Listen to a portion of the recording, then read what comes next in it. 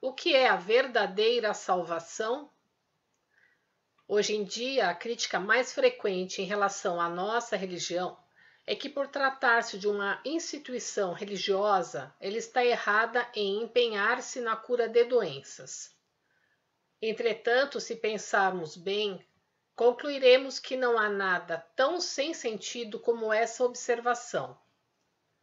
Ela provém do pensamento inflexível dos críticos, para quem a religião deve ocupar-se apenas da salvação no âmbito espiritual, não cabendo a ela a parte material. Ainda, segundo esses críticos, a cura de doenças é uma questão material e, por esse motivo, ela não compete à religião. Categoricamente, excluem das atribuições religiosas a salvação material, limitando suas ações ao campo espiritual. Obviamente, o que eles imaginam como salvação espiritual consiste, em síntese, na resignação. Até hoje, a concepção da maioria das pessoas sobre religião é que, por ela não possuir força para salvar as pessoas do sofrimento no plano material, por falta de outro recurso, tenta ao menos diminuir esse sofrimento através da resignação. Se a religião excluir a matéria e preocupar-se unicamente com a solução das questões espirituais, na prática ela não promoverá a salvação. Isso pelo motivo de que é a crença da possibilidade da solução dos problemas materiais que nos permite obter também espiritualmente a verdadeira tranquilidade. Quando sentimos fome, por exemplo, só podemos ficar tranquilos se tivermos a certeza de que alguém nos trará comida. Se soubermos que ninguém o fará, é natural que fiquemos desesperados, temendo morrer de inanição. O mesmo se dá em relação a doenças, reveses da vida e outros problemas. O reconhecimento de que tudo isso pode ser solucionado através da fé é que nos dá a verdadeira tranquilidade. Dessa forma, é por meio da solução de ambas as questões, as materiais e as espirituais, que conseguiremos a salvação e alcançaremos o verdadeiro estado de paz interior. Sendo assim, a base da salvação material e espiritual é eliminar as doenças, tornando as pessoas sadias. Isso porque, por maior que seja a nossa fortuna, ou a fartura de alimentos saborosos provenientes do mar e da terra em nossas refeições, por mais honrarias e status que tenhamos, nada disso terá sentido se estivermos sofrendo com doenças. Por conseguinte, a primeira condição para a salvação da humanidade é, antes de mais nada, alcançar a saúde. Por essa ser a base da salvação, nossa religião tem como meta indivíduos e sociedades livres de doenças. Em 24 de dezembro de 1949. Nota: paz interior. Em japonês, Anshin Ryumei. É uma expressão utilizada no confucionismo e no budismo que indica um estado psicológico de completa serenidade. Pode indicar também um estado de iluminação, completamente livre de preocupações. Arte da religiosidade e da filosofia, democratizando a arte TV no YouTube. Compartilhe os ensinamentos de Meishu Sama. A ciência cria as superstições. Como de costume, os jornalistas têm taxado as novas religiões japonesas de falsas e supersticiosas. Eles insistem em afirmar que, aproveitando-se da situação caótica que o mundo japonês passou a viver após a Segunda Guerra Mundial, essas religiões começaram a aparecer, confundindo ainda mais as pessoas, e que isso é inaceitável. Eles ficam presos a isso e nem tentam descobrir as causas desse fenômeno.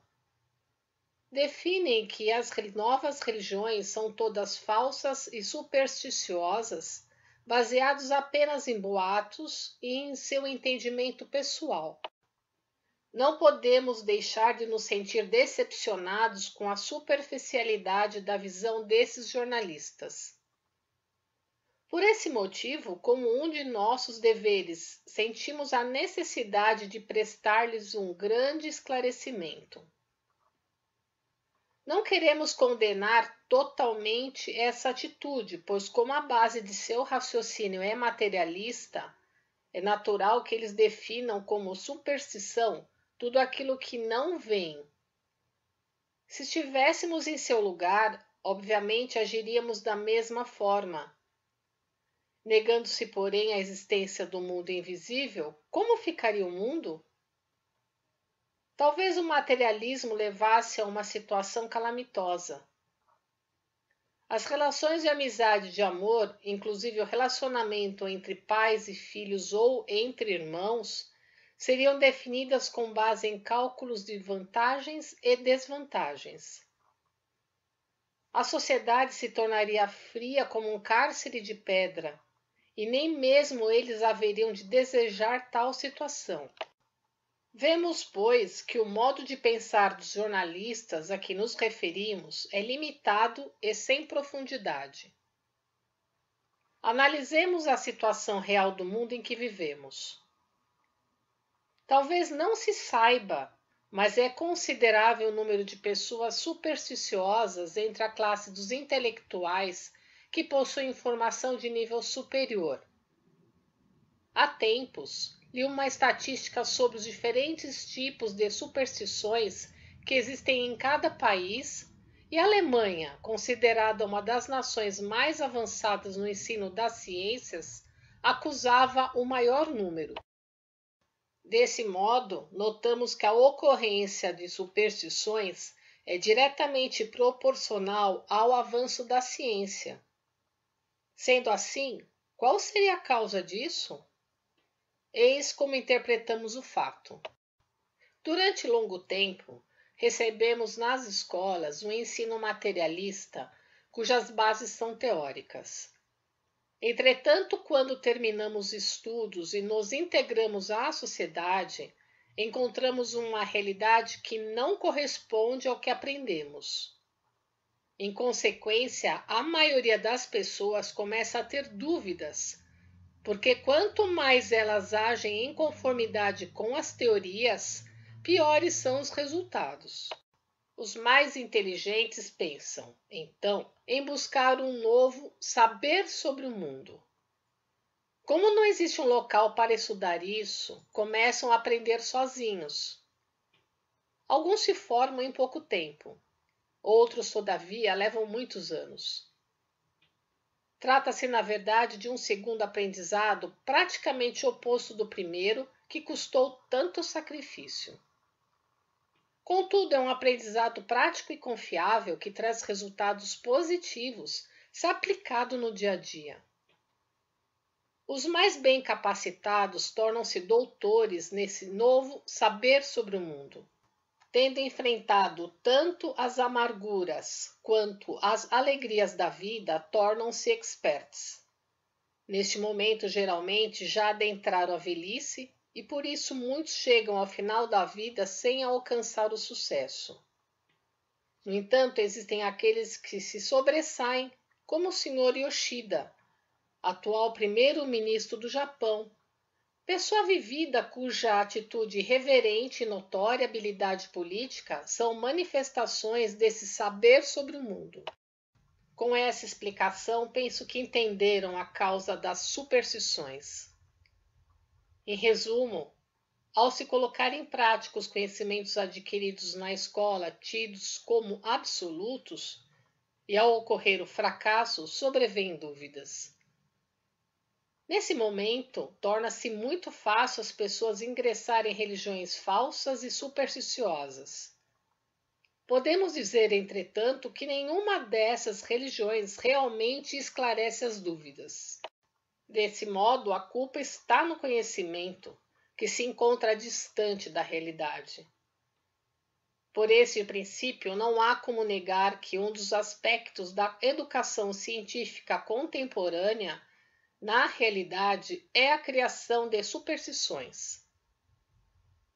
Para finalizar, quero que reconhecemos que, atualmente, as religiões falsas e supersticiosas são numerosas, como dizem os jornalistas. Mas achamos errado generalizar porque, sem dúvida, existem algumas às quais não cabem tais designações. Ora, definir como superstição aquilo que não o é também constitui uma espécie de superstição. Nesse sentido, gostaria de pedir aos jornalistas que continuem denunciando as religiões falsas e supersticiosas, mas que tomem cuidado para não taxarem com esses termos as que não são, pois esse procedimento representa um obstáculo para o progresso da cultura. Em 30 de janeiro de 1950.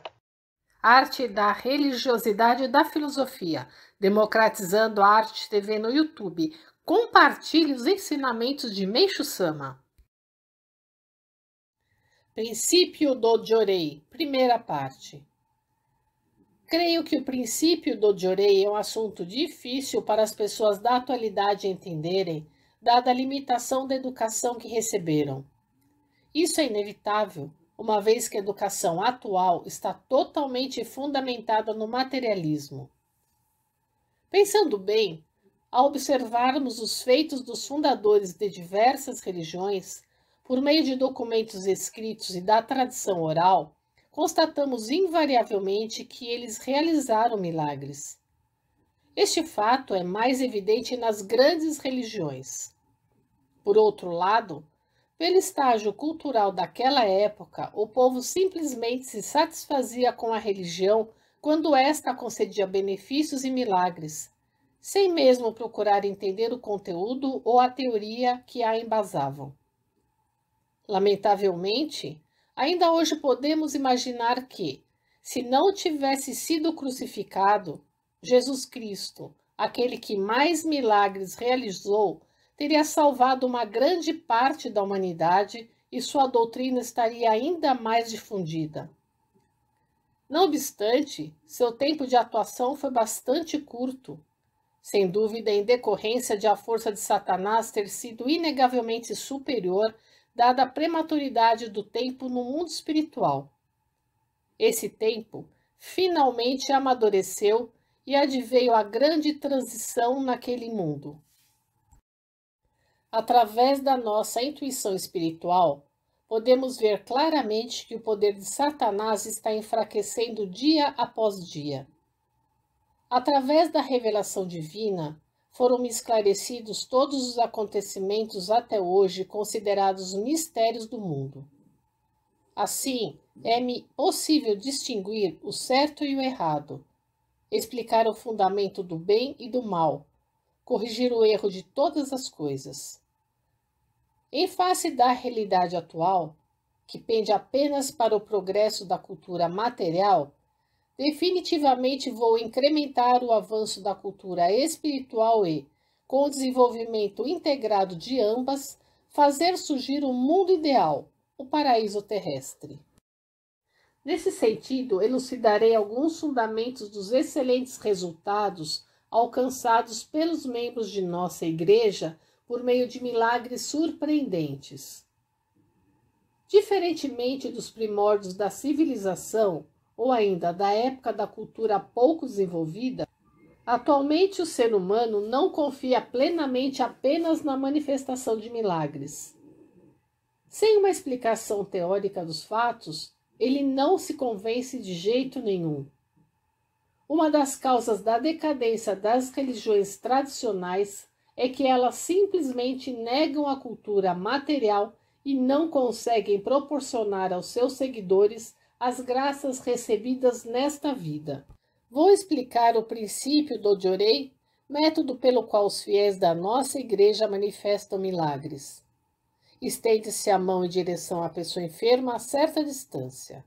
Tal ato faz com que doentes em estado grave melhorem rapidamente. Mesmo as dores mais fortes diminuem ou desaparecem em curto espaço de tempo. Portanto, só podemos dizer que se trata de milagre. Há inúmeros exemplos de fiéis recém-ingressos que conseguiram reverter o quadro de pacientes desenganados. Trata-se, pois, de uma questão completamente fora da lógica da visão materialista da atualidade. A medicina atual é o resultado de milhares de anos de estudos e de aperfeiçoamento constante de renovados estudiosos de vários países. E seus métodos terapêuticos são respeitados pela minúcia e sofisticação. Entretanto, não é exagero considerar como maravilha do século o fato de um indivíduo comum obter resultados notáveis ministrando de orelha a doentes que não conseguiram restabelecer-se com o tratamento de especialistas formados à custa de elevadas despesas com estudos e pesquisas durante dezenas de anos. É realmente um fato que está além da razão. Todavia, é difícil para as pessoas aceitarem esses resultados só de ouvir falar. Ao contrário, acabam considerando-os como superstição ou insanidade, o que talvez seja uma reação natural. Afinal, trata-se de um grande acontecimento inédito na história. A declaração audaciosa de um mundo livre de doença, pobreza e conflito, feita pela nossa Igreja, não seria possível caso não tivéssemos absoluta certeza disso.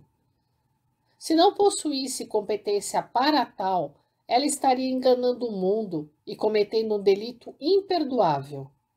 No entanto, os milagres que citei, na verdade, para nós, não são milagres, pois possuem fundamentos sólidos e surgem porque devem surgir.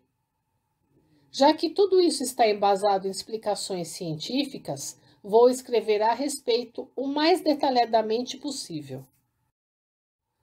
Segunda parte. Para explicar o princípio do Diorei, torna-se indispensável o conhecimento de um fato que passo a expor. Todas as coisas existentes no universo são constituídas não só de matéria, mas também de espírito invisível aos nossos olhos. O ser humano, logicamente, é igualmente formado de espírito e de corpo físico. Numa classificação sumária, o espírito é a essência do Sol, o corpo físico as essências da Lua e da Terra. Em termos mais compreensíveis, o espírito é fogo, yang, masculino, frente, vertical e dia. O corpo, por sua vez, é água, yin, feminino, verso, horizontal e noite. A ciência, porém, não admite a existência do espírito objetivando somente a matéria. E isto é o que constitui o erro fundamental. Ora, se o ser humano fosse desprovido de espírito, não passaria de um simples objeto. Seria apenas uma matéria inanimada, como o pau e a pedra, sem vida e sem atividade mental. A razão do erro da ciência, até hoje, consiste em não compreender essa teoria tão simples. Para os cientistas, no espaço só existe o ar, nada mais.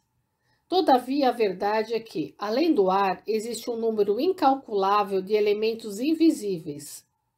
Lamentavelmente, a ciência ainda não progrediu a ponto de detectá-los. Por felicidade, eu descobri a existência desses elementos, tendo dado ao conhecimento obtido o nome de ciência espiritual. Com essa descoberta, evidentemente, iniciou-se a época em que as doenças, o maior sofrimento da humanidade, serão extintas. Tudo o que diz respeito a elas e permanecer obscuro até hoje foi elucidado. Portanto, podemos dizer que as pesquisas no campo da medicina, na forma como existem hoje, não são mais necessárias. A seguir, vou mostrar a origem do aparecimento das doenças. Conforme eu já disse, o ser humano é constituído de espírito e matéria, que segue o princípio da dualidade. O fato dele estar vivo e movimentar-se é porque há união e integração entre o espírito e a matéria, e o espírito movimenta a matéria. O espírito possui a mesma forma do corpo físico e, dentro dele, localiza-se a consciência, no centro da qual, por sua vez, está a alma. A ação dessa trilogia manifesta-se como vontade sonem. O espírito que é invisível, ou seja, a vontade sonem, governa o corpo. Portanto, é como se o espírito fosse o chefe e a matéria o subordinado, isto é, o espírito rege a matéria. Dando um exemplo simples, quando uma pessoa movimenta os braços e as pernas, estes não se movimentam livremente por si próprios, mas sim obedecendo à vontade sonem da pessoa. Todas as partes do corpo, sem exceção, inclusive a boca, o nariz, os olhos, etc., mexem-se dessa forma. Até a doença obedece ao mesmo princípio. Para que possam entender bem, vou exemplificar com o furúnculo, do qual todo mundo tem experiência. O furúnculo surge como uma pequena protuberância e vai inchando gradualmente e tomando uma cor avermelhada. Normalmente vem acompanhado de febre e a pessoa começa a sentir dores e coceira no local. Esse fenômeno constitui uma atividade de eliminação das toxinas do corpo físico, por ação fisiológica natural. As toxinas acumulam-se em determinada parte do corpo e são dissolvidas e liquefeitas pela febre, o que torna sua eliminação mais fácil. E este é o processo de recuperação natural. Para formar um orifício de saída, a pele fica muito fina e flácida. Portanto, a coloração avermelhada é o sangue tóxico, visível por entre a pele, que se tornou fina e transparente. Depois, um pequeno orifício se abre e o sangue tóxico compus começa a sair imediatamente. Com sua eliminação, termina a purificação. A explicação acima diz respeito ao corpo físico. Contudo, em que condições se encontra o espírito nessa ocasião? Ele apresenta uma espécie de nebulosidade no mesmo formato do furúnculo, em outras palavras, nuvens espirituais. Quanto mais grave a doença, mais densas são as nuvens. E por que motivo elas ficam concentradas numa parte do espírito? Através do processo contínuo de purificação, as nuvens espalhadas por todo o espírito se reúnem em um determinado local e surge a ação eliminatória. Isso constitui a doença. Existe, pois, uma relação inseparável entre o espírito e o corpo. Assim sendo, no caso do furúnculo, o tratamento médico promove a eliminação do sangue tóxico com pus através de perfuração ou incisão. Mas isso é um grande erro, pois, na maioria das vezes, a intervenção é realizada antes que o sangue atinja a suficiente concentração. Por essa razão, mesmo depois da incisão, o sangue purulento continua se acumulando nesse local por um longo tempo e, às vezes, a cicatrização torna-se demorada. Por esse mesmo motivo, a cicatrização da cirurgia de apêndice, por exemplo, pode levar anos. Um médico experiente aguarda o furúnculo amadurecer suficientemente para realizar a incisão. Este procedimento torna a cura completa mais rápida. Se desde o início a pessoa não se submeter a nenhum tipo de tratamento e esperar até que o furúnculo amadureça suficientemente e deixar que o sangue tóxico compus seja eliminado através do orifício que se abriu naturalmente, verá que o resultado da cura é bem mais simples e rápido em comparação com a cirurgia. Por exemplo, um furúnculo perfurado prematuramente leva 1 mês para ser eliminado, e o furúnculo maduro, que sofre uma intervenção, 10 dias. E o que segue o processo natural, sem qualquer tratamento, 5. Todavia, o que incomoda é a dor e o sofrimento que a pessoa terá que suportar durante o período de amadurecimento até sua perfuração natural. E uma vez que, através da intervenção, pode se livrar prontamente da dor, a pessoa acaba concluindo que aquela é inevitável. Por mais que a dor e o sofrimento sejam intensos, esses cessam com o tratamento do Jorei, e a pessoa continua sem sentir dor até que o furúnculo se torne volumoso, com uma coloração avermelhada e ocorra a eliminação do sangue tóxico com pus. Diante de tal fato, todos ficam abismados. Vou falar a seguir sobre esse princípio misterioso. Há pouco referi-me ao princípio do espírito precede a matéria. Contudo, ele não se aplica apenas ao corpo humano. Todas as coisas do universo, sem exceção, obedecem a essa lei. Por conseguinte, o objetivo do Jorei é eliminar as nuvens espirituais. Através dele, as nuvens entram em colapso. Em outras palavras, o espírito delas morre. Mortas, obviamente, elas perdem toda a sua força e deixam de estimular os nervos. Esta é a razão do desaparecimento das dores. A seguir, explicarei o princípio pelo qual o Jorei promove a eliminação das nuvens. Terceira parte. De acordo com o que disse anteriormente, se alguém indagar o que vem a ser a verdadeira natureza das nuvens espirituais, posso dizer que se trata de micro-organismos tóxicos que surgem em meio ao elemento água presente no corpo humano. Esses micro-organismos são partículas tão infinitesimais que certamente só poderão ser vistos em microscópios capazes de ampliar as imagens milhões de vezes. Explicarei em detalhes a razão do surgimento desses micro-organismos em outra ocasião. Aqui vou limitar-me a falar sobre o princípio que leva à extinção dos micro-organismos tóxicos. O método de extinção, sem dúvida, é a força espiritual. Então, de que forma o Jorei extingue as nuvens do espírito, ou seja, as toxinas, através do poder da radiação do corpo humano? O elemento básico dessa radiação são as ondas de luz emanadas pelo elemento fogo, que é a verdadeira natureza da luz. O elemento constituinte dessas ondas é exatamente o oposto ao dos micro-organismos tóxicos surgidos no elemento água, que, em outras palavras, podem ser comparados ao bem e ao mal. As ondas de luz são constituídas por partículas infinitesimais de luz e sua energia possui uma extraordinária força de eliminação de micro-organismos tóxicos. Explicarei a verdadeira natureza dessas ondas. As partículas que as constituem são irradiadas por Deus e são a fonte das graças recebidas nesta vida, manifestadas através dos milagres realizados pelo Jorei da nossa religião. Eu sabia que tanto os membros como as pessoas em geral estavam maravilhados e desejosos de conhecer o princípio do Jorei.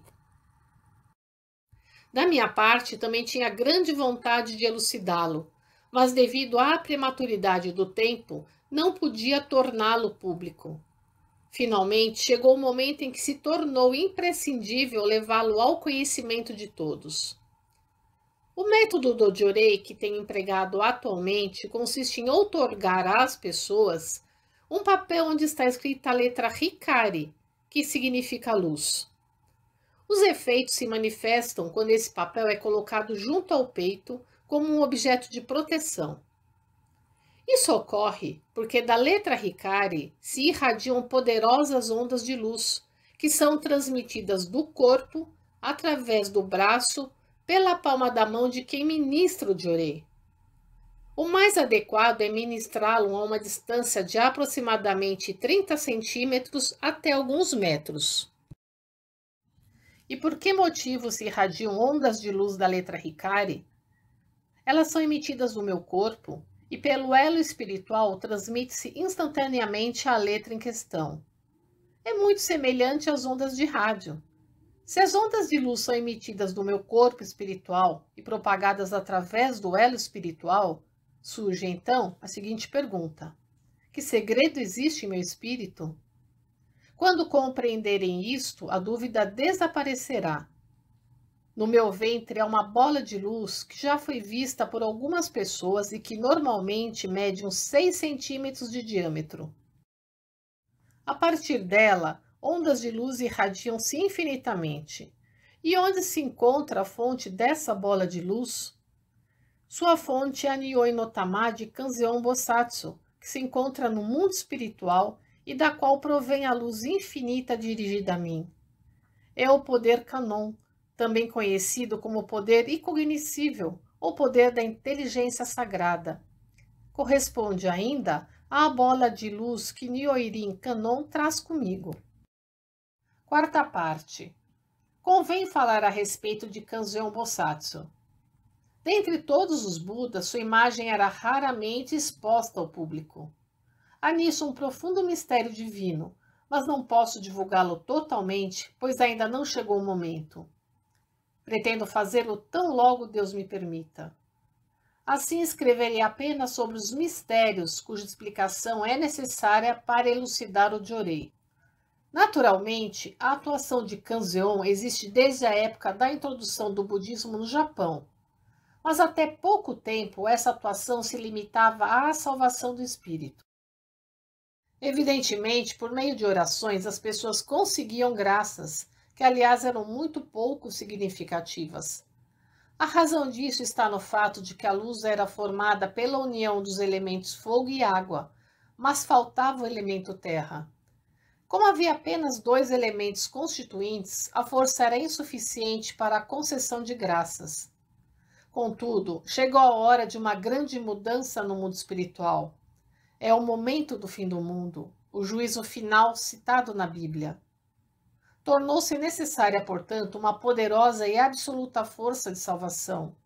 Esta é a força da atuação conjunta dos 3 elementos: fogo, água e terra. A energia da terra é o elemento básico da matéria e corresponde ao corpo humano. Ao passar pelo corpo, a luz é acrescida do elemento terra e daí nasce a força da atuação conjunta dos 3 elementos, ou seja, o poder Kanon. Explicando de maneira mais clara, quando a luz emitida pela bola de Kanzeon Bosatsu passa pelo meu corpo, manifesta-se como o poder Kanon, o qual, ao ser canalizado pelo corpo dos fiéis, torna-se uma força purificadora. Explicarei o que acabo de dizer. Desde a antiguidade, é sabido que orar diante da imagem de Kanzeon Bosatsu traz como benefício a eliminação das doenças e dos infortúnios. Contudo, o Jorei ministrado pelos fiéis de nossa religião tem apresentado benefícios várias vezes maiores. Isso ocorre porque as ondas de luz emitidas pelas imagens ou estátuas de Kanzeon Bosatsu são constituídas apenas pela força dos elementos fogo e água. Nelas não está contida a força do corpo físico, que é essencial. Outra razão é a grande mudança do mundo espiritual à qual eu sempre me refiro. Até meados de junho de 1931, no mundo espiritual, a quantidade do elemento água era maior e do elemento fogo menor. A partir de então, este último começou a aumentar gradativamente. E verdade que a mudança já se havia iniciado dezenas de anos antes dessa data, mas o elemento fogo era demasiado rarefeito. Aqui vou explicar a respeito da intensidade da luz. Se a luz é forte, significa que há maior quantidade de elemento fogo. Isso assemelha-se às lâmpadas incandescentes. Quanto maior é a potência, maior é a quantidade de calor emitido. Outro exemplo é que, como existe uma massa de elemento fogo em meu ventre, as pessoas dizem que minha temperatura é bem mais alta que a das pessoas em geral. Praticamente todas as noites recebo massagem nos ombros e quem o faz diz que emana muito calor de mim. No inverno, sempre acabo tirando 1 ou 2 agasalhos. Se permaneço em um cômodo durante algum tempo, as pessoas acham que ele ficou aquecido e muitas vezes dou gargalhadas e digo que sirvo como substituto do aquecedor. Mesmo em dias de frio, costumo ficar 1 ou 2 horas só de pijama após o banho. Além disso, gosto especialmente de banhos mornos. É semelhante ao princípio do aumento de calor quando se joga água sobre o fogo e da intensidade do frio nos dias límpidos de inverno.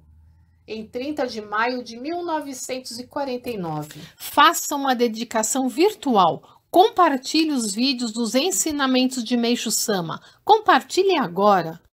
Práticas ascéticas. Desde a antiguidade, a fé e as práticas ascéticas são vistas pelas pessoas como se tivessem íntima relação entre si. As práticas ascéticas tiveram origem no brahmanismo na antiga Índia. Antes do surgimento de Buda Sakyamuni, a maioria dos indianos professava o brahmanismo. A ascese de Bodhidharma, que permaneceu sentado diante de uma parede por 9 anos, representa isso. Rakan é a representação de monges praticando a ascese observada em pinturas e esculturas. Vemos, por exemplo, monges mantendo algo suspenso só com um braço ou permanecendo sentados na bifurcação de 2 galhos. A mais extrema delas é a prática do Zanzen sobre uma tábua cheia de pregos. Devido às perfurações das nádegas, as dores são insuportáveis, mas sabe-se de ascetas que se mantêm anos seguidos na mesma posição. Eles acreditam que, perseverando em tais sofrimentos, conseguirão alcançar a sabedoria, ou melhor, se tornarão iluminados. É famosa a história de Bodhidharma, que após 9 anos de prática ascética, numa noite em que contemplava a lua cheia, repentinamente teve a nítida sensação de que o luar iluminou seu coração e intuiu a verdade. Segundo a lenda, Bodhidharma não tem pernas porque elas ficaram atrofiadas devido à prática do Zanzen durante tantos anos, sentado na mesma posição. Dizem que ainda há muitos ascetas brahmanes na Índia, os quais chegam a operar milagres. A meditação do falecido Rabindranath Tagore, 1861-1941, nas profundezas de uma floresta, e o jejum feito diversas vezes por Mahatma Gandhi, 1869-1948, devem ser práticas ascéticas brahmanes. A ascese brahmane era amplamente praticada na época de Buda Sakyamuni. Não contendo sua compaixão diante de tanto martírio, ele ensinou que qualquer pessoa poderia tornar-se um iluminado por meio da leitura dos sutras. Então, na época, comovido com esse ato de benevolência de Buda Sakyamuni, o povo indiano o tornou alvo de adoração. Nesse sentido, quando budistas fazem práticas ascéticas, estão renegando essa benevolência. No Japão, ainda há um considerável número de religiosos que insistem nas asceses brahmanes, o que não concordo. Isto porque os fiéis da nossa igreja, sem fazer prática ascética de nenhuma espécie, conseguem atingir a iluminação, seguem o caminho correto e cumprem a missão e a vocação que lhes foram designadas por Deus. Em 25 de janeiro de 1949. Notas. Bodhidharma, monge budista nascido na Índia, que viveu durante os séculos 5 ou 6 no Japão, é conhecido como Dharma. Zanzen, meditação profunda em que a pessoa se senta com as pernas cruzadas. Rabindranath Tagore, escritor, poeta e músico indiano, recebeu o Prêmio Nobel da Literatura de 1913. Mahatma Gandhi, Mohandas Karamchand Gandhi, mais conhecido como Mahatma Gandhi, foi o idealizador e fundador do moderno Estado indiano e o maior defensor do Satyagraha, princípio da não agressão, forma não violenta de protesto, como um meio de revolução. Arte da religiosidade e da filosofia, democratizando a arte TV no YouTube. Compartilhe os ensinamentos de Meixo Sama. Incêndio e Jorei. São frequentes as experiências de fé de pessoas salvas de incêndio, que ao ministrarem Jorei, a direção do vento mudou repentinamente no momento em que as chamas já estavam prestes a atingir sua casa. Isso se dá porque o incêndio é a ação purificadora por meio do fogo. Se há impurezas acumuladas na matéria, o espírito também está nublado. Em consequência disso, o fogo alastra-se com facilidade. Ao se ministrar Jorei, porém, essas nuvens espirituais desaparecem, deixando de existir aquilo que deveria ser queimado. Por esse motivo, é natural que o fogo mude de direção. Para acabar com os incêndios, pois, é preciso evitar o acúmulo de nuvens no espírito da matéria. Não há outro processo para exterminá-los radicalmente. Assim, o primeiro passo é entronizar a imagem da luz divina no lar e purificar o mundo espiritual da família. Nos últimos tempos, têm ocorrido incêndios em várias regiões. Já que são muitas as casas destruídas pelo fogo, embora se esteja construindo em grande escala, o atual problema da falta de moradia, obviamente, continua sem solução. E o incêndio não causa apenas danos materiais, mas também grandes danos psicológicos. Além disso, sabemos que é enorme o trabalho exigido até a recuperação e não são pequenos os prejuízos acarretados pela interrupção dos negócios. Diante de tal situação, as autoridades competentes até estão dando o máximo de si, mas não alcançam os resultados esperados porque não conhecem as causas espirituais acima expostas. Para acabar definitivamente com os incêndios do Japão, bastaria que a maioria de seus habitantes se tornassem fiéis da nossa religião. Já que isso não deve verificar-se, no momento, só resta utilizar métodos materiais de prevenção de incêndio e esperar, pois acredito que algum dia Deus tomará alguma providência. Em 20 de fevereiro de 1952. Arte da religiosidade e da filosofia, democratizando a arte TV no YouTube. Compartilhe os ensinamentos de Meixo Sama. Ser amado por Deus. A essência da fé, em poucas palavras, é ser amado por Deus, isto é, ser do agrado de Deus. Então surge a seguinte questão: que tipo de pessoa Deus ama? Antes de esclarecer isso, porém, existe algo que é preciso saber em relação à missão da nossa religião. O fim do mundo ou juízo final mencionado por Jesus Cristo e a destruição da lei búdica anunciada por Buda Sakyamuni são fatos que estão prestes a ocorrer. Em relação a isso, divindades e Budas, com seu grande amor misericordioso, desejam que o maior número de pessoas consiga ultrapassar o momento crítico que o mundo viverá. E como Deus fará isso?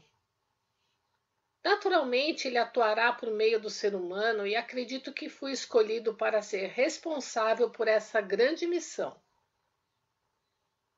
Uma vez que se trata de uma missão extraordinariamente grande, jamais vista ou ouvida, não consigo deixar de me perguntar se não seria pesada demais para uma pessoa comum como eu. No entanto, como essa missão me foi confiada pelo grandioso Deus, fiquei sem alternativa. No início duvidei e até resisti, mas não tive como recusá-la. Deus me maneja livremente. Não foram poucas as vezes em que Ele me fez sentir alegrias extremas e também enfrentar situações de imenso sofrimento. Cada vez que isso ocorria, percebia que sua forma de atuar é profunda e misteriosa, causando-me uma indescritível sensação, um misto de alegria e gratidão, que pode ser chamado de sabor da vida. É difícil expressar isso em palavras. Fico a pensar se mais alguém na face da terra já teve tal sensação. Voltando ao assunto principal, o que se deve fazer para ser do agrado de Deus? Saber isso é essencial.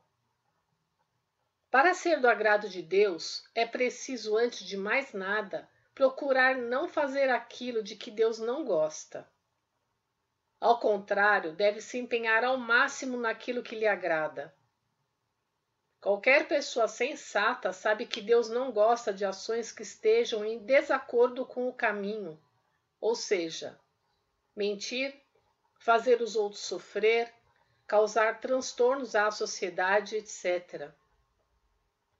Atualmente é grande o número de pessoas que não se importam com o próximo e pensam apenas em si, manifestando isso em atos. E não há nada pior que isso. Agindo assim, é impossível ser do agrado de Deus. Por tal motivo, cada um precisa saber se está sendo do agrado de Deus ou não. E como discernir isso? É algo extremamente simples, rápido e não dá trabalho. É possível sabê-lo de imediato. Explicarei a seguir. Quem não está no agrado de Deus geralmente comenta: para mim nada dá certo, sofro com problemas financeiros, meu trabalho não vai bem, ninguém confia em mim. As pessoas se afastam e minha saúde também não é boa. Realmente não entendo porque as coisas não correm satisfatoriamente comigo, apesar de eu me empenhar tanto. Essa situação é porque a pessoa não está no agrado de Deus. Todavia, se ela estiver, o trabalho fluirá muito bem. Inúmeras pessoas se aproximarão a ponto de ela não ter sossego e obterá recursos materiais em abundância. O mundo, então, se tornará um lugar muito agradável de se viver.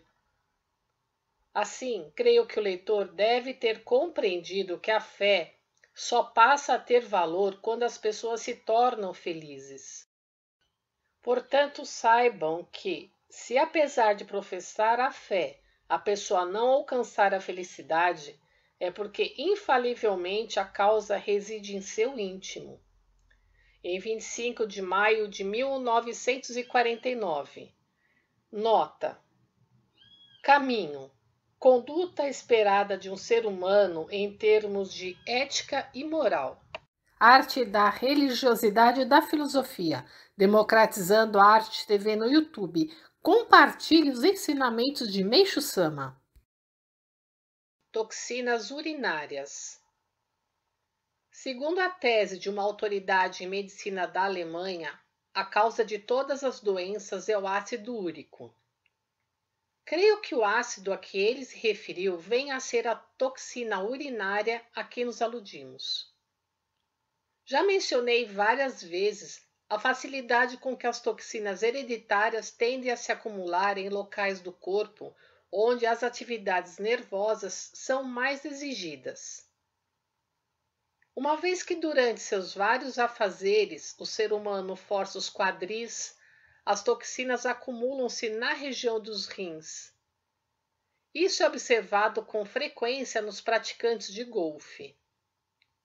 As toxinas acumuladas pressionam os rins, atrofiando-os.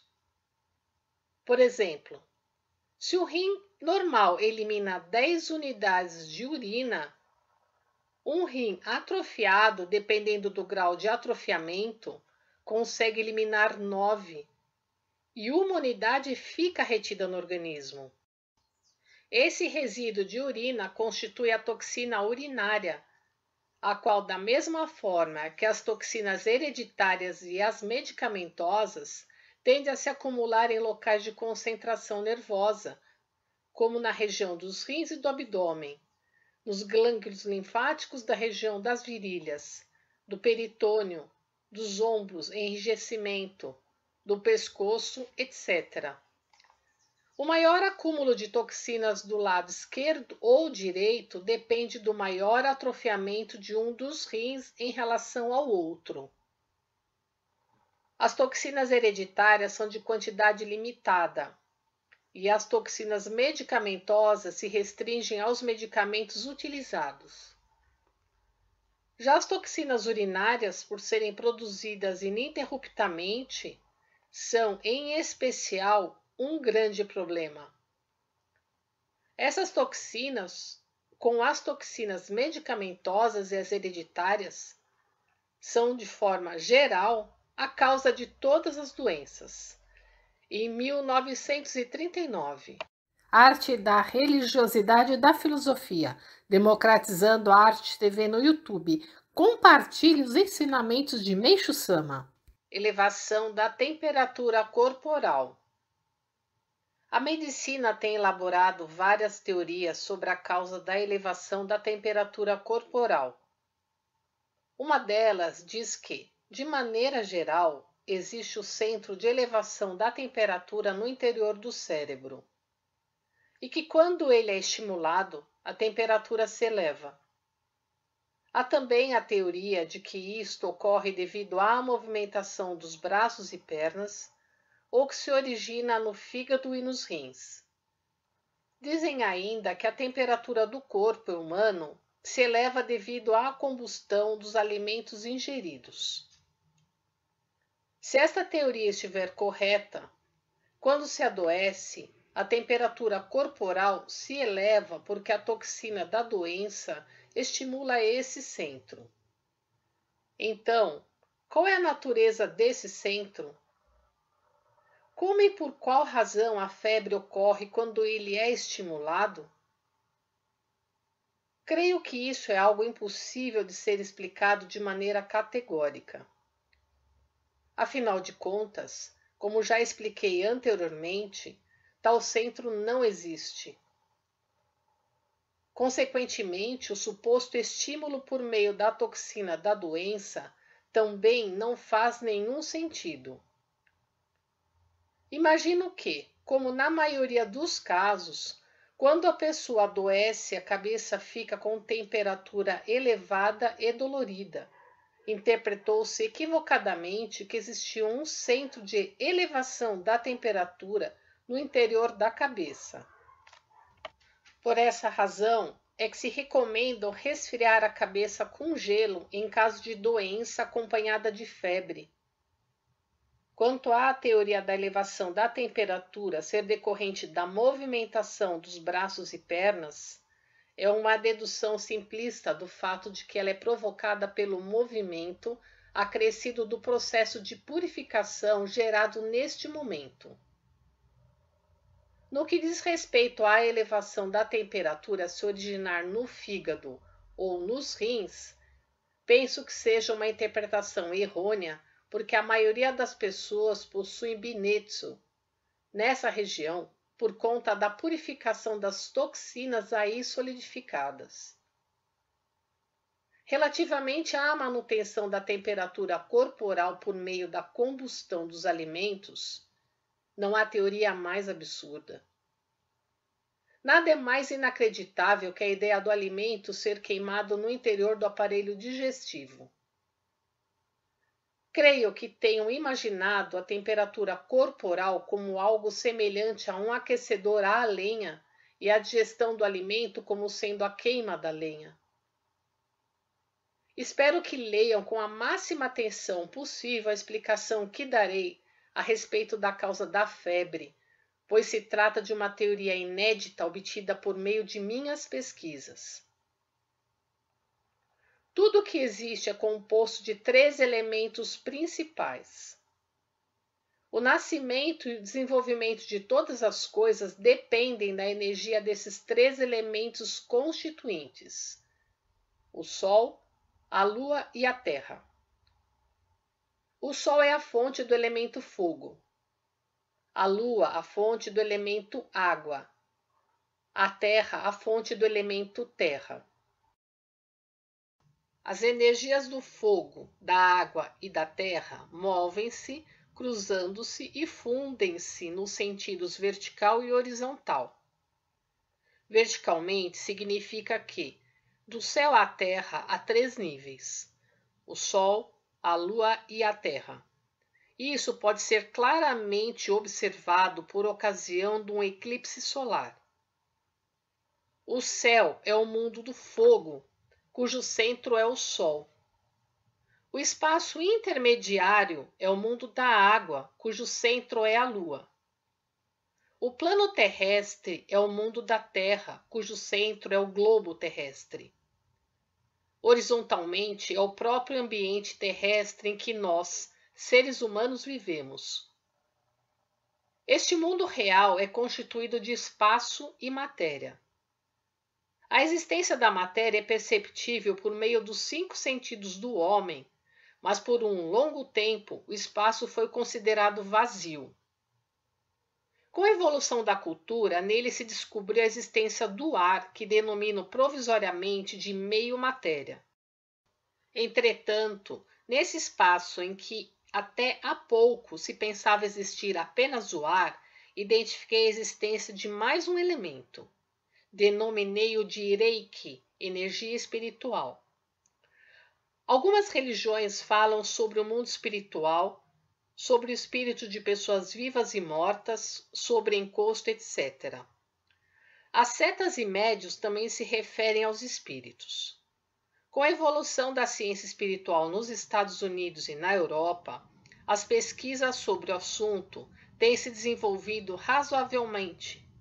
As explanações contidas nas obras como Raymond, da autoria de Sir Oliver Joseph Lodge, 1851 a 1940, e registros de pesquisa sobre o mundo espiritual do Dr. Ward são dignas de confiança, mas diferem completamente do enfoque de minhas pesquisas. Por princípio, o elemento constituinte da matéria é a Terra. Qualquer pessoa sabe que toda a matéria surge da Terra e ela retorna. O elemento água é o meio-matéria, é liberado pela Lua e está impregnado no ar. O Reiki, entretanto, não é matéria nem meio-matéria. É irradiado do Sol e é imaterial. Por esse motivo, sua existência até hoje não foi comprovada. Como já disse, a essência da matéria é a terra, a essência do ar é a água, a essência do Reiki é o fogo. Resumindo, a terra é matéria, a água é meio matéria, o fogo é imaterial. Da união desses 3 elementos surge a força. Cientificamente, quer dizer que os 3, como partículas atômicas infinitesimais, fundem-se e agem conjuntamente. Eis a realidade do universo. Portanto, a existência da umidade e a temperatura adequada para a sobrevivência das criaturas no espaço em que respiramos são decorrentes da fusão e harmonização do elemento fogo e do elemento água. Se o elemento fogo se reduzir a 0, restando apenas o elemento água, o universo ficará congelado instantaneamente. Ao contrário, se restar apenas o elemento fogo e o elemento água se reduzir a 0, haverá uma explosão e tudo desaparecerá. Os elementos fogo e água unem-se com o elemento terra e dessa união produz-se a força que promove o nascimento e o desenvolvimento de todas as coisas. Por essa razão, o fogo, pela sua natureza, arde em sentido vertical e a água corre em sentido horizontal. O fogo arde pela ação da água e a água se move pela ação do fogo. Desde a antiguidade, o ser humano é considerado um pequeno universo, e o princípio acima também se aplica ao corpo humano. Isso é, o fogo, a água e a terra correspondem respectivamente ao coração, ao pulmão e ao estômago. O estômago digere o que é produzido pela terra. O pulmão absorve o elemento água e o coração o elemento fogo. Sendo assim, podemos compreender que esses órgãos desempenham um papel tão importante na constituição do corpo humano. Entretanto, até hoje, o coração é visto apenas como órgão bombeador do sangue, o qual, cheio de impurezas, é levado ao pulmão para ser purificado pelo oxigênio. Assim, ele é tido unicamente como órgão do sistema circulatório, pois se desconhece por completo a existência do elemento fogo. Como dissemos, o estômago recebe o elemento terra proveniente do alimento ingerido. O pulmão aspira o elemento água pela respiração. E o coração absorve o elemento fogo pelos batimentos cardíacos. Portanto, a febre que sobrevém quando se adoece tem por finalidade dissolver as toxinas solidificadas na parte enferma.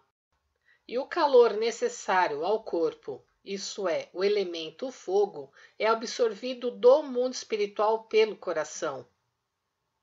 Isso quer dizer que os batimentos cardíacos são movimentos bombeadores por meio dos quais esse elemento é retirado do mundo espiritual. O aumento dos batimentos cardíacos, ou melhor, da pulsação, antes de surgir a febre, deve-se à aceleração da absorção do elemento fogo. Os calafrios que se tem na ocasião são motivados pelo desvio de calor necessário ao processo de purificação e, desse modo, provisoriamente diminui-se a quantidade de calor que mantinha a temperatura do corpo. A diminuição da febre significa o fim do processo de dissolução das toxinas. Sendo assim, a temperatura do corpo é resultante da absorção incessante do elemento fogo do mundo espiritual por meio do coração. O pulmão absorve continuamente, através da respiração, o elemento água do mundo atmosférico. E por essa razão, além do volume de líquido ingerido pela boca, a água existente no corpo humano também é absorvida, em grande parte, por intermédio dos pulmões. É por esse motivo que, tão logo a pessoa falece, imediatamente sua temperatura cai, o corpo fica gelado e perde a umidade, o sangue coagula e o cadáver começa a secar. Explicando melhor, com a morte o espírito separa-se do corpo carnal e entra no mundo espiritual. Como desaparece o espírito, que é o elemento fogo, a parte líquida solidifica-se. Em outras palavras, o espírito retoma ao mundo espiritual, a parte líquida ao mundo atmosférico e o corpo à terra. É preciso atentar para o seguinte: tanto os médicos como as pessoas em geral consideram a utilização do termômetro a maneira ideal de medir a temperatura corporal. Mas, do meu ponto de vista, isso não é suficiente. O aumento da temperatura, na verdade, ocorre em um determinado local do corpo. As pessoas em geral pensam que ele ocorre no corpo inteiro, mas é um grande erro. Quando eu aplico o tratamento a uma pessoa com febre alta de cerca de 40 graus, como a origem da febre é a ação purificadora de um nódulo do tamanho da ponta do dedo, com a sua dissolução, a temperatura do corpo inteiro baixa de imediato. Quando o processo de purificação é mais intenso, todo o corpo esquenta. Caso o processo de purificação seja mais brando, o calor é localizado. Com exceção do entorno desse local, que naturalmente pode ser maior ou menor, não há aumento de temperatura. Consequentemente, o termômetro embaixo da axila indicará febre no caso de doença na região da axila, de purificação de toxinas solidificadas na base do braço ou de neuralgia intercostal, por exemplo. Nesses casos, a virilha, a região dos rins e a região da cabeça não apresentam elevação de temperatura. Na realidade, há uma diferença entre a axila direita e a esquerda. Em casos especiais, há mesmo pessoas com uma diferença de meio grau. Sendo assim, medir a temperatura com termômetro não é suficiente. Com o método de medir temperatura utilizado por mim, é possível identificar até Binetsu. Basta sentir a região com a palma da mão. Consigo identificar o mínimo aumento de temperatura com precisão. Naturalmente, para chegar a esse nível é necessário bastante treinamento, mas em geral, qualquer pessoa consegue o mesmo se praticar com cerca de 1 ano. Vou explicar o quanto é equivocado baixar a febre utilizando o método de resfriamento. A temperatura regular do corpo humano é de 36 a 37 graus centígrados, que é a temperatura adequada para seu funcionamento normal. Contudo, ao resfriá-lo, a temperatura chegar a 0 grau, por causa do gelo, as funções da região tratada evidentemente ficarão comprometidas. O tratamento para a febre alta que ocorre em doenças como derrame cerebral, pneumonia, tifo e outras, consiste invariavelmente em resfriar a cabeça com gelo, o que provoca uma espécie de congelamento, que consequentemente leva a uma isquemia que paralisa e prejudica o funcionamento do cérebro. Na maioria dos casos, a pessoa morre não por causa da doença, mas devido ao resfriamento. Conforme dito acima, o resfriamento por gelo não só traz resultados adversos, mas também interrompe radicalmente o processo de purificação. À vista disso, gostaria que fosse absolutamente abolido. Outro ponto importante é a reação causada pelos antitérmicos, algo que sequer é imaginado pelos especialistas e pessoas em geral. Após a utilização de antitérmicos de maneira constante, por mais de 1 semana no combate a determinada doença, a reação começa a surgir pouco a pouco em oposição à ação do antitérmico. Da mesma maneira que quando pressionamos algo, surge uma força contrária. Na mesma lógica, vemos que quanto maior a utilização de laxativos, maior a prisão de ventre. A utilização constante de diuréticos faz diminuir a quantidade de urina. Quando a temperatura se eleva, utilizam-se antitérmicos e, com isso, provoca-se uma elevação ainda maior.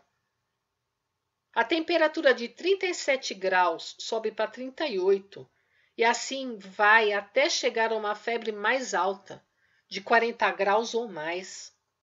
Os médicos ficam em apuros e consideram como sendo uma febre de origem desconhecida. A febre persistente vista nos pacientes com doenças pulmonares se deve, na maioria dos casos, ao que foi explicado acima.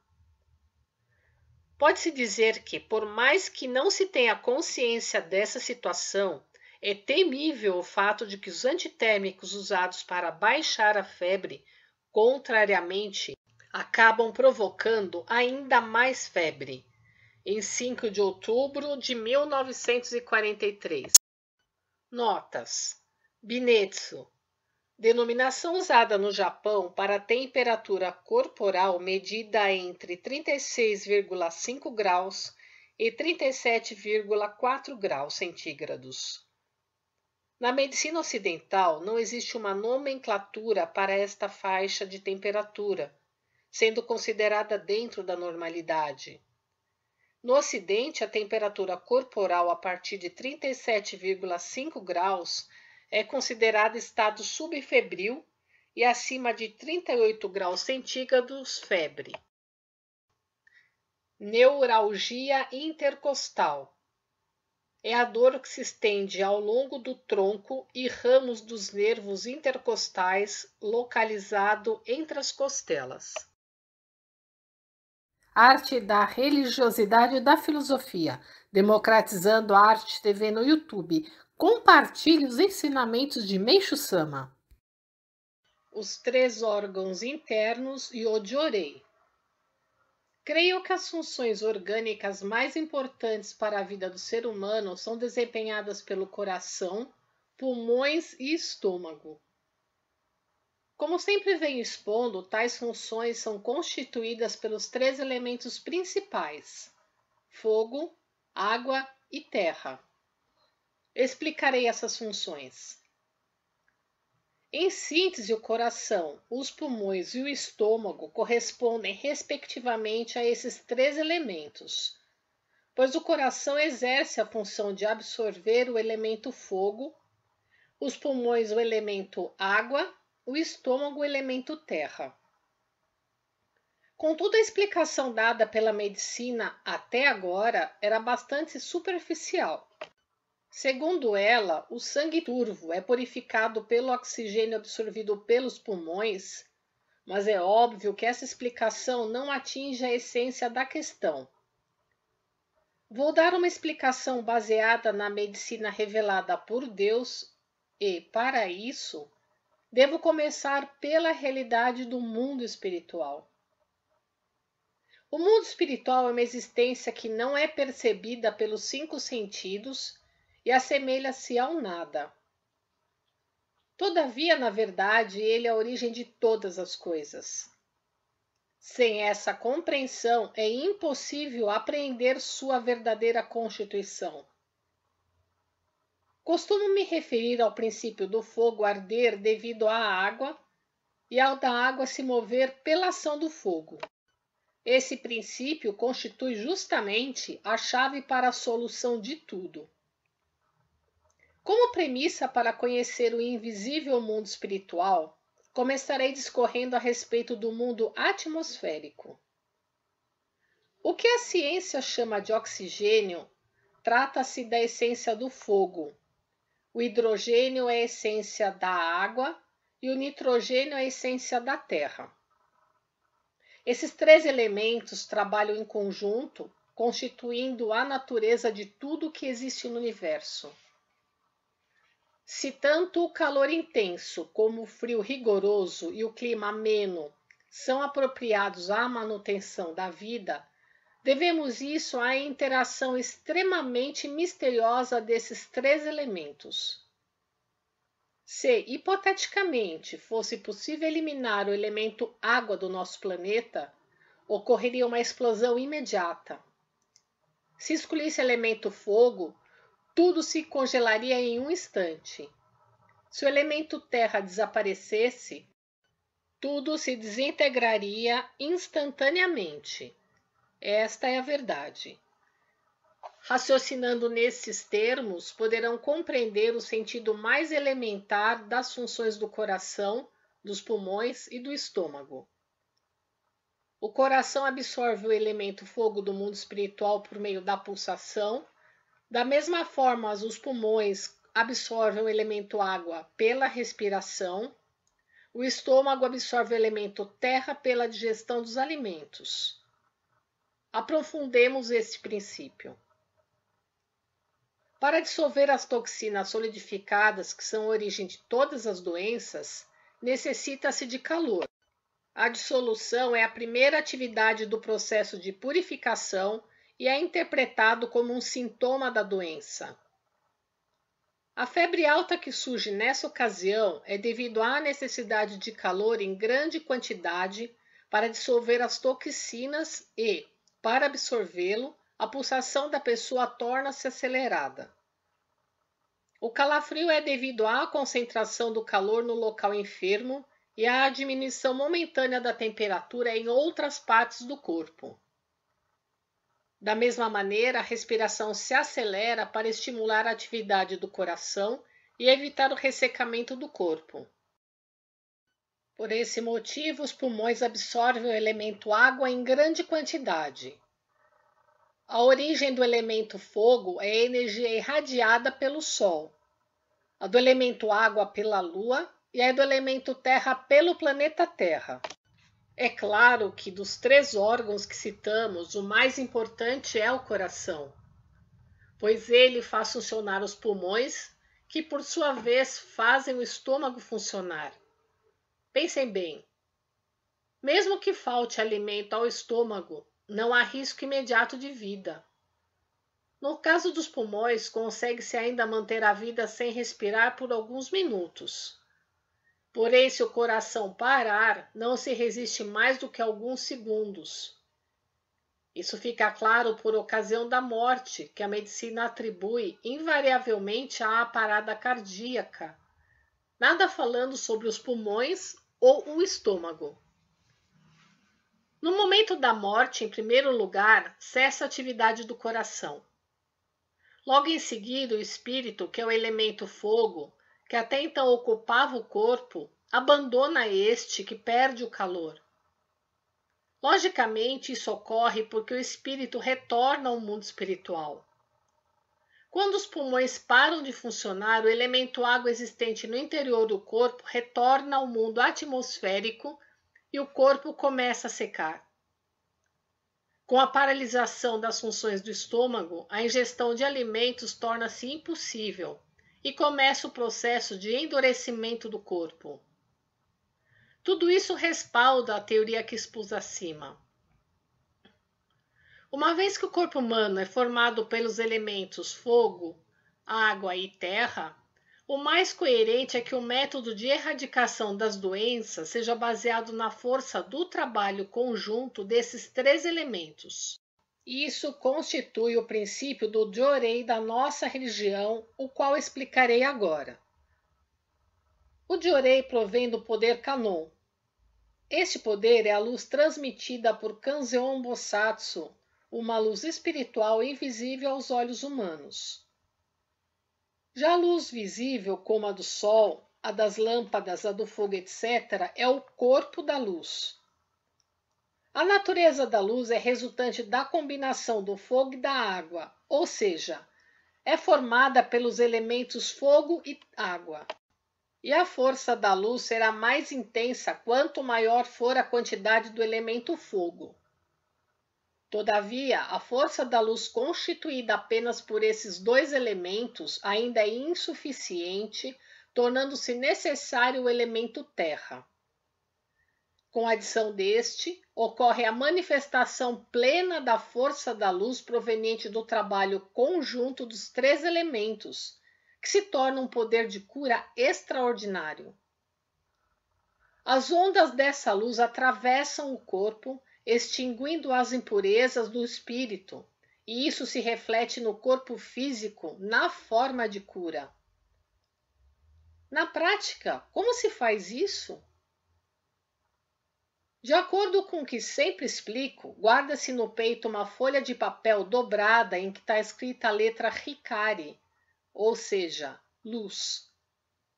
Quando eu escrevo essa letra, a energia das ondas de luz é transmitida por intermédio do meu braço para o pincel e deste para o papel, ficando impregnada de forma concentrada nesta letra. Como é algo difícil de explicar, por ora, vou usar o termo concentrada. Assim, a palavra Hikari está ligada por elos espirituais com a fonte da luz situada dentro do meu corpo, que fornece ondas de luz incessantemente. É claro que a atividade do elo espiritual que me liga a Kanzeon Bosatsu ocorre de maneira idêntica, e dele me são transmitidas ilimitadamente as ondas de luz para a salvação da humanidade. Sendo assim, uma vez que o corpo humano é formado pelos elementos fogo, água e terra, podemos afirmar que o método da cura das doenças baseado na força desses 3 elementos constitui a própria verdade. É evidente, portanto, que se consiga manifestar um poder de cura jamais visto antes. Apesar da explicação deste princípio ser extremamente difícil, acredito que os leitores tenham conseguido entender esse conceito até certo ponto. Em 6 de agosto de 1949. Arte da religiosidade e da filosofia, democratizando a arte TV no YouTube. Compartilhe os ensinamentos de Meixo Sama. Teoria sobre os efeitos contrários. Ao observar as pessoas em geral, há aquelas que não obtêm resultados satisfatórios naquilo que executam com esforço ou naquilo que realizam acreditando ser um bem. Isso ocorre porque desconhecem totalmente a teoria dos efeitos contrários, ou melhor, falta-lhes discernimento a respeito daquilo que vai além da razão. Vou explicar a respeito disso. Aquele que ler e entender essa teoria poderá obter um ganho inesperado. Apresentarei alguns exemplos. O fato a seguir tem se passado com frequência entre os fiéis que estão na posição de ministro. Baseado no pensamento de se valorizar, eles tentam mostrar-se mais elevados, mais importantes do que realmente são. Contudo, ao manifestarem seu verdadeiro interior, pelo contrário, deixam de ser vistos como importantes.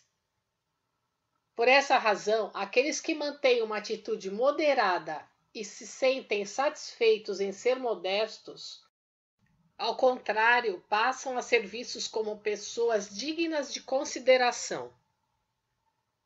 Existem também os que gostam de contar seus sucessos, o que desagrada aos ouvintes. A exibição é condenável. Quem expõe os fatos tal qual eles se apresentam, granjeia a maior simpatia, e seu modo moderado de falar o enobrece perante o ouvinte. Ao ajudar alguém, deve-se evitar falar como se estivesse vendendo favores, pois isso só serve para diminuir o apreço das pessoas. Conforme vemos pelos exemplos acima, em tudo há os efeitos contrários. Por essa razão, devem levar em consideração essa realidade, pois assim procedendo, o resultado será, em geral, melhor do que se esperava. Certa vez, cedi à insistência de um visitante a quem vinha evitando e concedi-lhe uma entrevista. Ele perguntou-me: qual é o Deus da Igreja Messiânica Mundial? Ignoro completamente, respondi. Então ele tornou a interrogar-me. Meixo Sama, o senhor prevê todos os acontecimentos, não é? Eu nada sei porque não sou Deus, disse-lhe. Parece-me que ele se decepcionou e nunca mais voltou. Da mesma forma, nas ocasiões em que desejo comprar um terreno e a pessoa quer vender, pergunto-lhe o preço. Querendo tirar proveito, diz um preço bem alto. Então não demonstro qualquer interesse e fico aguardando. Dias depois, ela vem à minha procura toda ansiosa. Aí informo-lhe que não quero mais adquirir o terreno. A pessoa acredita no que eu disse e passa a me oferecer um preço mais acessível. Outrora, apareciam muitas pessoas que queriam me enganar e extorquir dinheiro. Nessas ocasiões, antes que tocassem no assunto, eu lhes indagava se não conheciam alguém que pudesse emprestar-me dinheiro, porque eu estava muito necessitado. Então elas acabavam se retirando, sem mencionar o motivo que as trouxera até mim. Há igualmente ocasiões em que, ao ver uma pessoa que tem qualidades e que futuramente poderá ser útil, intencionalmente trato-a com frieza. Nesse momento, ao invés de se tornar desinteressada e negligente, ela passa a mostrar empenho ainda maior e a realizar ótimos trabalhos. É justamente essa pessoa confiável que eu procuro utilizar em uma posição importante. Muitos outros exemplos poderiam ser citados, mas ressalto que considerar a teoria dos efeitos contrários é de grande utilidade a todos. Jornal Eico, número 124, em 3 de outubro de 1951. Arte da religiosidade e da filosofia, democratizando a arte TV no YouTube. Compartilhe os ensinamentos de Meixo Sama. O malfeitor é doente. O título acima suscitará dúvidas entre as pessoas, pois há muitos malfeitores com aparência sã. Aliás, entre estes, é até maior o número de indivíduos aparentemente saudáveis. Entretanto, isso se limita à visão superficial. A parte espiritual, ou seja, seu interior, encontra-se verdadeiramente doente. Em outras palavras, as pessoas más são influenciadas por espíritos malignos que acabam dominando grande parte do seu espírito, ou seja, isolam o espírito protetor primordial e afastam o espírito protetor guardião. Assim, o espírito maligno assume o protagonismo e age a seu bel prazer, como se fosse a própria pessoa. Sem dúvida, os referidos espíritos malignos podem ser espíritos de raposa, de texugo, de dragão ou de outros animais. Portanto, seus atos não diferem muito daqueles praticados pelos mesmos. Nessas condições, sem nenhum constrangimento e com toda a naturalidade, realizam com prazer atos impiedosos e cruéis que uma pessoa jamais faria. A diferença entre eles e o ser humano é tão grande que não se consegue imaginá-la com base no senso comum. Conforme tenho ensinado, desde o seu nascimento, o ser humano possui espírito protetor secundário de natureza animal. Deus permite sua existência por ser indispensável à sobrevivência humana e porque os desejos físicos são necessários. Entretanto, analisando o malfeitor, constatamos a atuação de dois tipos de animal. Podem ser casos de possessão de outro espírito animal ou de demonstração da animalidade do espírito protetor secundário a que já nos referimos. Por que isso se verifica dessa forma? Ao surgirem nuvens no espírito da pessoa e à medida que elas vão se tornando densas, o espírito animal correspondente passa a influenciá-la. Nesse caso, o espírito protetor primordial acaba perdendo para o espírito animal, que passa a agir a seu bel prazer por meio desse corpo. A pessoa má possui nuvens espirituais que são a causa do sangue se tornar turvo. Dessa maneira, algum dia, infalivelmente, sobrevirá uma intensa ação purificadora. Nessa ocasião, a pessoa passará pelo sofrimento proporcional à quantidade de máculas, e estas serão a causa de eventual desgraça, doença e demais infelicidades. É interessante. Ouve-se com frequência que, por pouco que seja, quando um grande criminoso se põe a refletir levado pela piedade, o crime cometido é descoberto logo após e ele acaba sendo detido. Isso se dá por causa da purificação. O ditado: enquanto o bandido obtém êxito na prática de seus crimes, ninguém consegue detê-lo. Porém, quando chegar o tempo certo, ele certamente receberá o castigo divino. Refere-se a isso. Afinal, quando se acumulam nuvens no espírito, elas são purificadas por meio dos sofrimentos, graças à lei dos céus. Observando-se dessa maneira, do nosso ponto de vista, a causa que leva o ser humano a se tornar mau encontra-se nas nuvens do seu espírito. Portanto, isso significa que ele é um autêntico doente. Evidentemente, quanto mais perverso for o criminoso, mais rigorosa será a ação purificadora, e o sofrimento também será maior, fazendo com que ele se torne um doente com problemas de saúde muito sérios. As nuvens espirituais surgem no espírito por falta de força, isto é, por ausência de luz no espírito protetor primordial. Portanto, para livrar-se dessa situação, a pessoa precisa contar com o apoio da religião. Quando ela ingressa na fé e se mantém voltada para Deus, a luz divina penetrará em sua alma por intermédio do elo espiritual. Com o aumento dessa luz, as nuvens se reduzirão e o espírito animal intruso, apavorado, acaba abandonando imediatamente sua vítima. Já o espírito protetor secundário, presente desde o início, se retrai e fica impossibilitado de praticar o mal. Pelo exposto, creio que puderam entender que quem não reverencia a Deus a qualquer hora ou momento e por alguma razão está sujeito ao perigo de se transformar em ser humano mau. Por esse motivo, podemos dizer que os indivíduos sem fé são elementos perigosos. Pela explicação acima, acredito que puderam compreender que, na sociedade atual, o número desses elementos é elevado e, por conseguinte, não se observa uma redução do mal social. Na atualidade, por mais que um ser humano seja bom, ele não o será autenticamente enquanto não abraçar uma fé. Isto porque ele não passa de uma pessoa boa que possui traços malévolos. Por consequência, em absoluto, podemos nos descuidar ao nos relacionar com pessoas assim.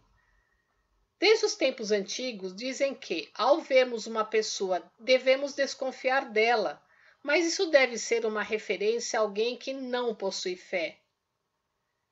Pelo fato de as pessoas eminentes e de as autoridades da atualidade não compreenderem em absoluto essa simples verdade, negam sumariamente a religião e procuram exterminar o mal, confiando apenas na lei humana. Assim, poderão compreender o quanto elas estão equivocadas. Jornal Eico, número 131, em 21 de novembro de 1951. Arte da religiosidade e da filosofia, democratizando a arte TV no YouTube.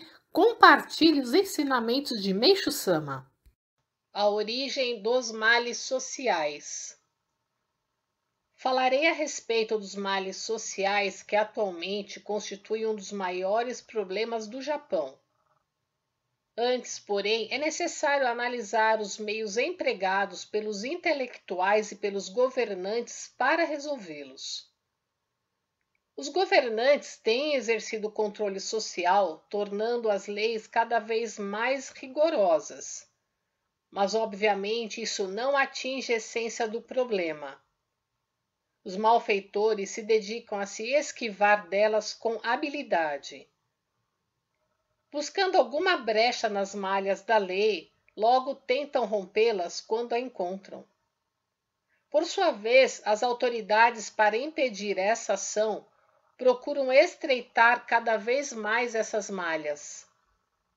É realmente uma competição das inteligências do bem e do mal.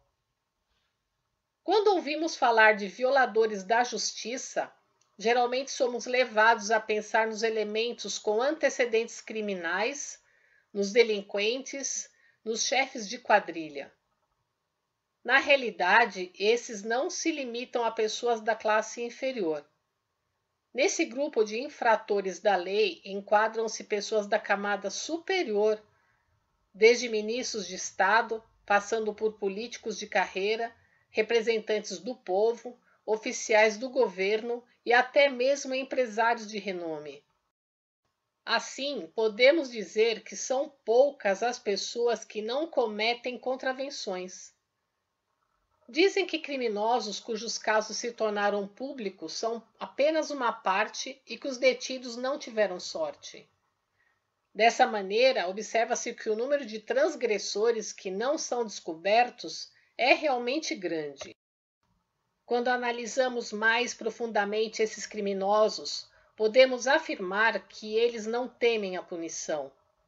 Não reconhecem que constitui ato vergonhoso causar prejuízos ao país, danos à sociedade e sofrimento aos outros. Eles sabem censurar os outros, mas não a si mesmos. Temos ouvido com frequência que, atualmente, quando o povo sofre sob a pressão dos impostos, São muitos os funcionários públicos que realizam festas e caem na farra. Se a pessoa não se arrepender de suas ações desonestas, não sentir vergonha dos atos imorais que comete e nem sentir pena ao fazer os outros sofrer, significa que ela já perdeu seu valor como ser humano. Por mais que pregue sua teoria de forma maravilhosa e se orgulhe de seu intelecto, só isso não lhe confere relevância como tal. É simplesmente um homem matéria desprovido de alma. Atualmente, por haver pessoas desse tipo em excesso, o mal social se alastra e o mundo apresenta-se claramente em estado infernal. Em suma, podemos dizer que todo o Japão se assemelha a um doente em estado grave. Qual será o motivo de ocorrência de fatos tão lamentáveis? Indubitavelmente, eles são consequência da educação materialista de que tanto temos falado. Portanto, não é difícil exterminar totalmente o mal social. Basta que o pensamento materialista seja destruído. De que maneira? Obviamente, por meio da educação espiritualista, que faz reconhecer a existência de Deus. Trata-se, pois, de fazer com que as pessoas acreditem na existência do espírito e do mundo espiritual. Esta é a valiosa missão da religião. No entanto, é impossível fazer com que as pessoas reconheçam a existência de Deus e do espírito simplesmente discorrendo sobre princípios religiosos, proferindo sermões e entoando preces. É necessário manifestar, de fato, os milagres e fazer com que as pessoas obtenham graças nessa vida. Não há, em absoluto, outro meio para abolir o pensamento materialista. Jornal Hikari, número 9, em 14 de maio de 1949. Arte da religiosidade e da filosofia, democratizando a arte TV no YouTube. Compartilhe os ensinamentos de Meishu Sama.